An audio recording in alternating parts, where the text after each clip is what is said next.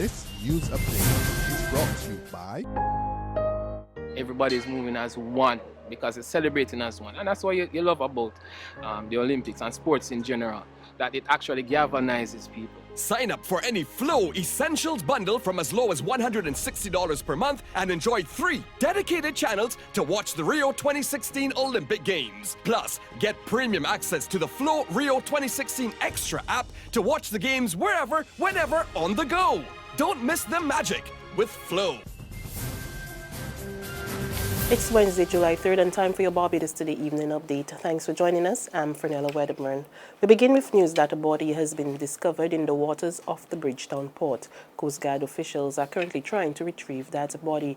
No identification yet from police on whether it's that of a man or woman. However, law enforcement officials have been searching the waters for Timothy Innes, who has been missing at sea since Sunday night.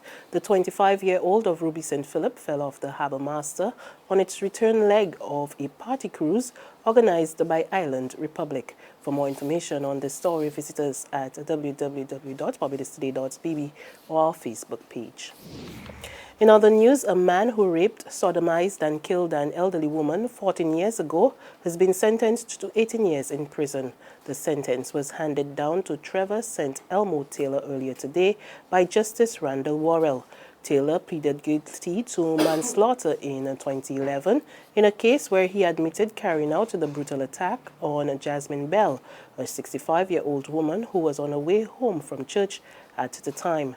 Since his admission, Taylor's case came before the court on several occasions, but he was either firing an attorney, seeking a new one, or had not prepared his own mitigation. Last month, the court asked Attorney-at-Law Angela Mitchell-Gittings, who was present, to assist Taylor. Taking the guilty plea and Taylor's ill health into consideration, Justice Worrell discounted his 12 years spent behind bars and ordered him to spend a third 5 years and 3 months in jail. In more developments of the day, Minister of Housing and Lands Dennis Kelman has expressed surprise at this morning's protest by workers of the National Housing Corporation. The workers walked off the job to protest a number of grievances, chief among them the appointment of a new Human Resources Manager. Acting Assistant General Secretary of the National Union of Public Workers, Wayne Waldron, said the workers are not happy that Paula Blackman, who was acting in the position for over a year, has been reverted to the post of Assistant HR Officer. But Kelman told journalists the correct procedures were followed, with the post being advertised, individuals interviewed, and the person most successful selected for the position. It was advertised, the interviews were done, and the person who came first was selected. It was not a situation where someone was chosen and the persons within the organization were not given opportunities. Everybody would have been given the opportunity. If you wanted the job, you could have applied, and you would have been interviewed. Organizers are hailing this year's Crop Over Festival as one of the best. Chief Executive Officer of the National Cultural Foundation, Cranston Brown, tells Barbados Today that the participation from locals and visitors contributed to the overall success of the festivities.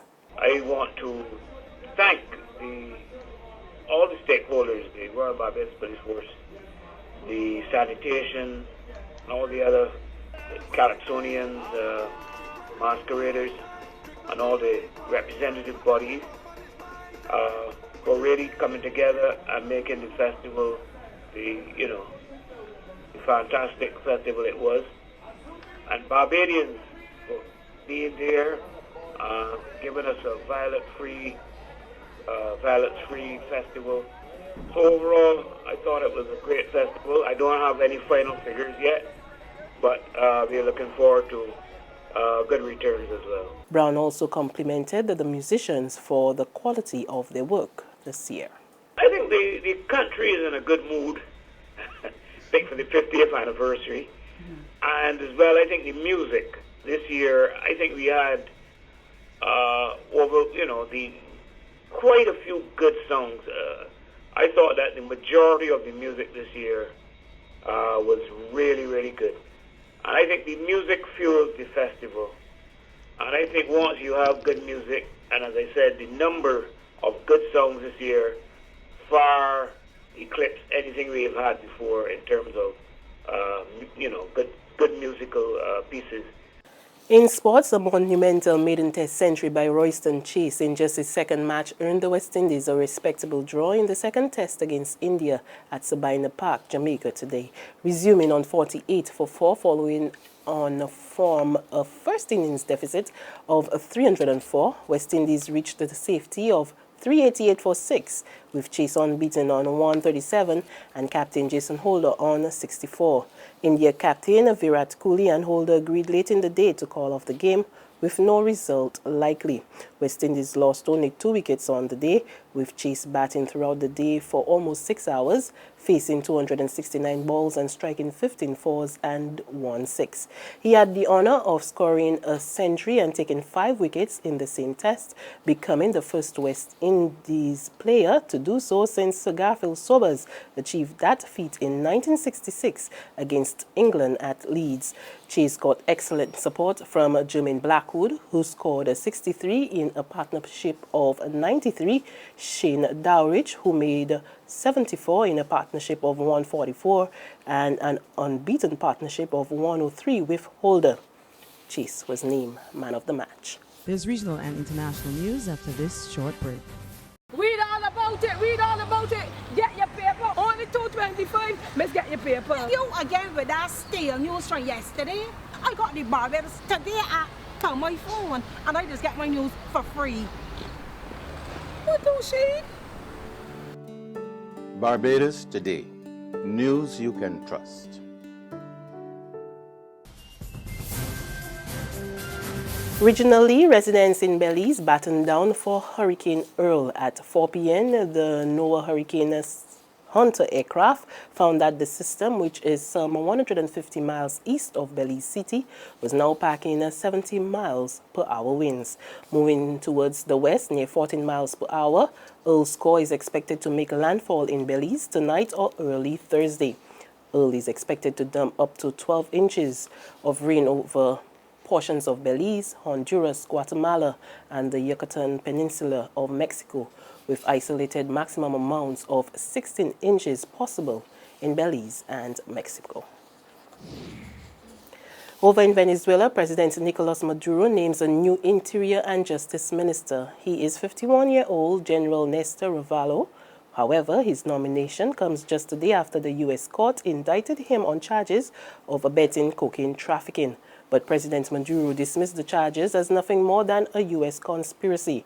Prosecutors in New York said the new minister and his former deputy at the Anti-Narcotics Agency are suspected of receiving payments from drug traffickers in exchange for information about raids. And finally, over a dozen people are feared dead in India after the buses they were traveling in plunged into a river. According to reports, 20 people are unaccounted for after 2 buses were swept downstream when a road bridge gave way after torrential rain. 2 bodies were found in the river Savitri. More than 100 rescuers and divers are searching for survivors, but heavy rains have hindered the efforts so far. And that's news and sports. But for the very latest, visit our website at www.barbadostoday.bb. You can also subscribe to our e-paper, our email updates, and of course, like us on Facebook. We're also on Izumi Media in bus terminals and screenplay at supermarkets and gas stations near you. Or you can also tune in to Channel 99 on Flow TV and the Mix 96.9 FM for more news and sports. I'm Fernella Wedderburn. Good evening.